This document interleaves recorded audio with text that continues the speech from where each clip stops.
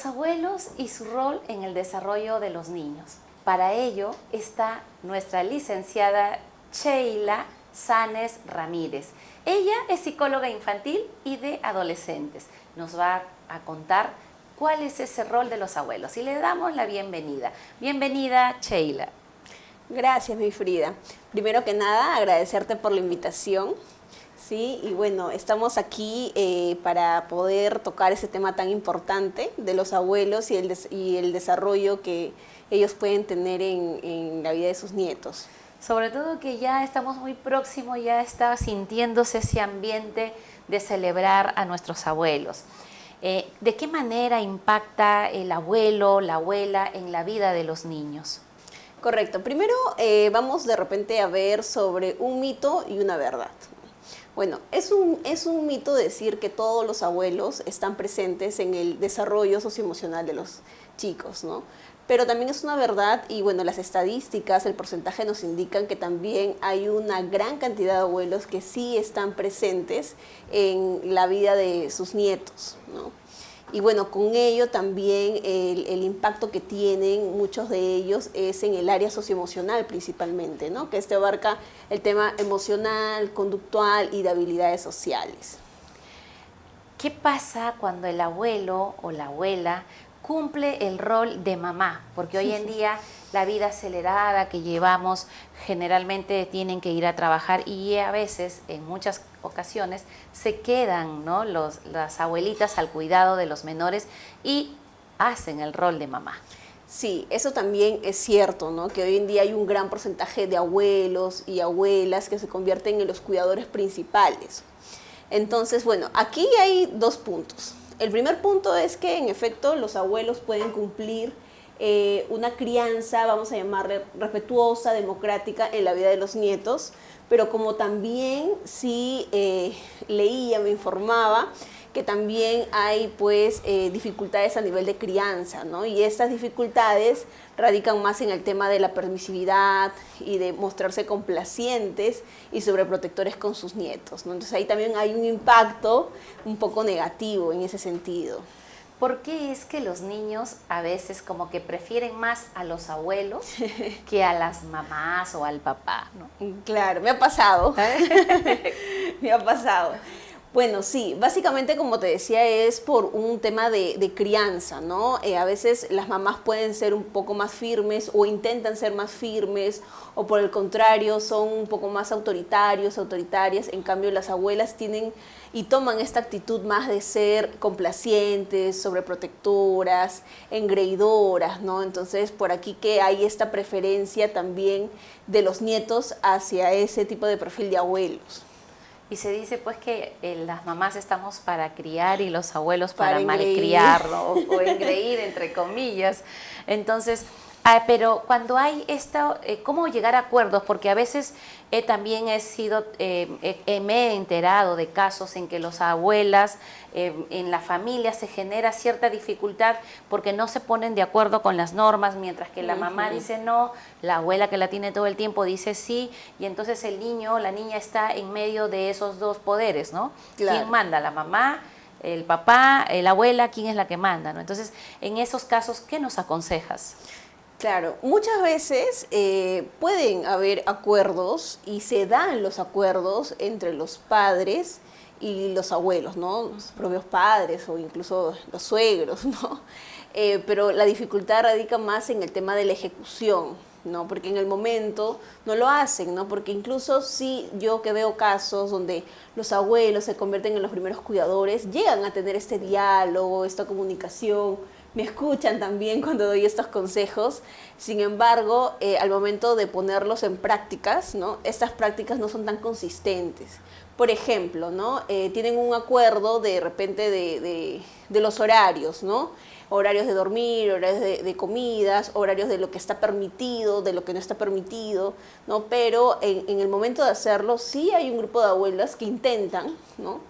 Pero ya como este chico ya se acostumbró de otra manera, insiste. Entonces ahí la ejecución llega a ser fallida, ¿no? Entonces, y eso también como consecuencia genera no solamente impacto en el niño, ¿no? Sino también discrepancias entre los mismos padres y los mismos abuelos, ¿no? Ahora, ¿qué tan conveniente es que el niño, porque puede ser que tenga 3, 4, 5, no sé, 10 años, y ve esa guerra entre quién es la que se impone y quién no? ¿Eso sería recomendable? ¿Y cómo podrían hacer los adultos para que puedan llegar a esos acuerdos? Porque a veces decimos, Claro. hay que hay un acuerdo, pero ¿cómo llegamos al acuerdo cuando a veces la abuela de repente confunde ese rol, ¿no? Claro. Es la abuela, no la mamá, ¿no? Sí, bueno, primero que nada que estos chicos, ¿no? Hablando de chicos pues regulares, ¿no? Y de chicos que por ahí tienen alguna condición leve, sí llegan a darse cuenta muchas veces de estas discrepancias, ¿no? Y son conscientes incluso que probablemente esta discusión se generó porque yo no obedecí o porque yo insistí en mi abuelo, mi abuela, ¿no? Entonces, en primer lugar, sí hay una conciencia, ¿no? Por ahí en otros casos puede haber alguna conciencia parcial de ello, ¿no? Pero claro, aquí de repente una de las recomendaciones podría ser, ok, hacemos estos acuerdos, pero también el papá que progresivamente vaya haciendo seguimiento si es que estos se están cumpliendo, ¿no? Como digo, la primera de repente no es que se va a cumplir al 100%, pero va a haber el intento y posteriormente también, ¿no? Ahora tampoco es que lo vamos a tener también al nieto o al hijo como soldado, ¿no? Pero sí se podría hacer con acuerdos previos, la anticipación, por ahí que la mamá pueda ir llamando, ¿no? Particularmente, o sea, yo sí estoy de acuerdo en que de repente el abuelo pueda visitar, pueda tener espacios con los nietos, ¿no? Pero no tanto tener una crianza al 100% y total, porque también a veces ahí es donde el rol de la mamá o del papá queda disminuido, ¿no? O a veces el mismo padre también se malacostumbra a que el abuelo lo cuide, ¿no? Entonces, eso es una opinión bastante personal que yo tengo. Sin embargo, sé que también hay necesidades, ¿no? Y esas necesidades hacen que muchas veces recurran al apoyo pues, de los abuelos también, ¿no? Entonces, pero sí es muy importante que desde el inicio, si es que se está pensando, planeando ello, se marquen límites también, ¿no? Y que el niño tenga en cuenta que son los papás quienes ponen las normas y por ahí que los abuelitos hacen el seguimiento, ¿no?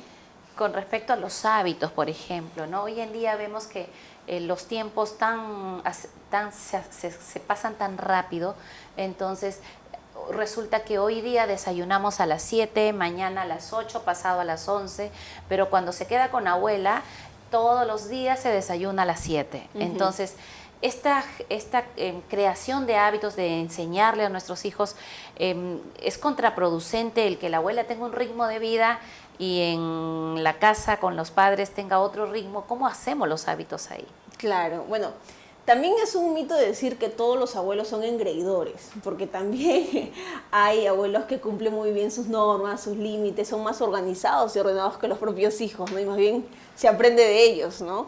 Incluso a veces hay abuelos que me dicen, conmigo se porta bien el niño, con los papás es cuando ya comienza todo, ¿no? Bueno, en ese sentido también el tema de los intervalos, ¿no? No es que de repente siempre el niño va a tener que desayunar 7 de la mañana, pero sí entre 7 y 8, ¿no? Por ahí podemos darle esa flexibilidad también, ¿no? Igual en la hora de sueño, en la hora de tareas, lo que está permitido, lo que no está permitido, ¿no? Porque claro, ahorita de repente cuando vemos a un niño menor de 8 años es moldeable, mucho más tranquilo poder modificar esa conducta. Pero pasando esta edad es donde ocurre ya la rebeldía, aprendió a tener descontrol de ello, ¿no? Y ahí es donde ya se genera el problema conductual y acuden a terapia.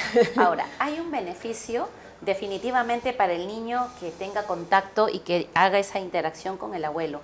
Para el abuelo, ¿cuál es el beneficio de esa interacción con su nieta o nieto? Uh-huh.